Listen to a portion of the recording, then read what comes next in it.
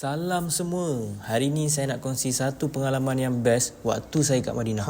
Ni cerita masa saya dengan bos saya tengah buat konten dekat kawasan Uhud. Hari tu kami datang untuk rekod video, shooting konten dan sempat juga kita orang buat live sampailah waktu maghrib. Lepas solat maghrib dekat Masjid Uhud, kami rasa macam nak kelainan sikit waktu balik. Dan lepas tu kita orang decide untuk balik ke hotel dengan naik basikal. Depan masjid tu terus nampak basikal e-bike ni. Banyak je parking dia. Terus rasa excited nak cuba. Cara nak gunakan basikal ni senang je. Guna app Karim je. Pilih bike, scan QR, lepas tu unlock. Dah boleh terus gerak. Tak susah langsung. Kami pun bergeraklah dari kawasan Uhud.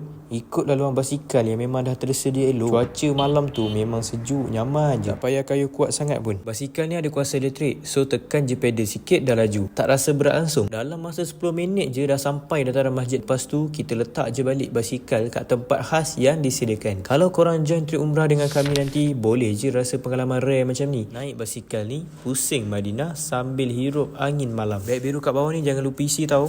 Assalamualaikum. Umrah dan haji niat disempurnakan.